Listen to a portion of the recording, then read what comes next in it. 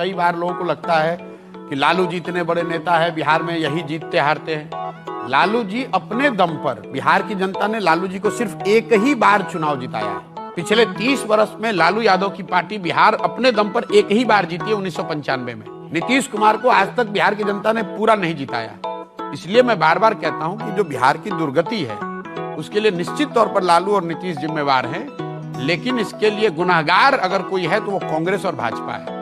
क्योंकि लालू जी 15 साल तक बिहार में जंगल राज इसलिए चला पाए क्योंकि कांग्रेस ने 15-20 सांसदों के लालच में बिहार और बिहार के बच्चों के भविष्य को गिरवी रखा। ऐसा नहीं कि उनको, मनमोहन सिंह इतने बड़े इकोनॉमिस्ट हैं, उनको पता नहीं है कि बिहार की इकोनॉमी क्या हालत है, लेकिन उन्होंने लालू यादव को, उनके पार्टी का समर्थन किया, वहां उनको सत्ता में रखा। इसलिए रखा, देश में उनको 15-20 सांसद मिलते रहे। वही काम आज भाजपा कर रही है। 243 विधायकों के विधानसभा में नीतीश कुमार के सिर्फ 42 विधायक हैं, फिर भी वो मुख्यमंत्री हैं। क्यों है? क्योंकि भाजपा जो बड़ा दल है वो अपने 80 विधायकों के साथ नीतीश को मुख्यमंत्री बनाया हुआ है।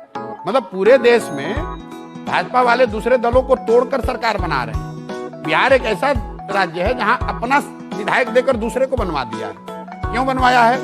यहाँ 12-15 MP यहाँ आता रहे, दिल्ली में हमारी सरकार चलती रहे। बिहार तो है ही मरने के लिए, बिहार के बच्चे तो है ही मजदूरी करने के लिए। इस चीज को चुनौती दे रहे हैं हम लोग कि भाई जिस बिहार को देश के ज्यादातर दल और नेताओं ने न सुधर पाने वाला राज्य मानकर छोड़ दिया है, कह रहे बिहार है, कुछ नहीं हो सकता है, ये सब ऐसे ही रहेगा।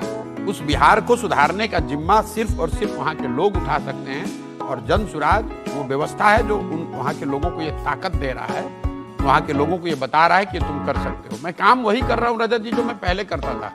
पहले मैं दल को, नेता को ये बताता था कि संगठन कैसे बनाओ, चुनाव कैसे लड़ो, आपके शब्दों में डेटा का इस्तेमाल कैसे करो, किस आदमी को प्रत्याशी बनाओ, किस मुद्दे को एजेंडा बनाओ। काम मैं आज भी वही कर रहा हूँ। फर्क इतना है कि दल और नेता को न बताकर ये गांव-गांव में जाकर लोगों को बता रहा हूँ कि तुम कैसे संगठित हो, तुम किस मुद्दे पे चुनाव लड़ो, किसको अपना उम्मीदवार बनाओ।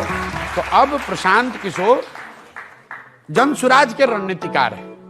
जन सुराज दल 2 तारीख के बाद उस दल का रणनीतिकार होगा प्रशांत किशोर। मेरे पास भगवान ने जो भी शक्ति, बुद्धि, साधन दिया है वो सब कुछ समर्पित है इस व्यवस्था को बनाने के लिए। लोग ये कह रहे हैं कि कितना भी प्रयास कर लीजिए बिहार की जनता नहीं सुधरेगी, वो जाति से नहीं निकलेगी।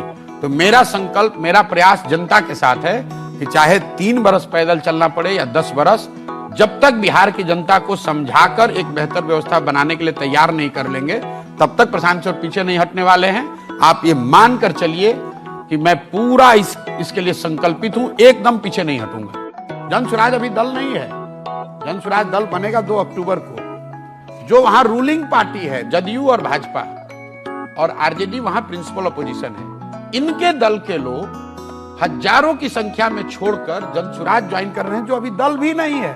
दल अभी है नहीं। आज तक आपने कभी देश के इतिहास में ऐसा देखा नहीं होगा।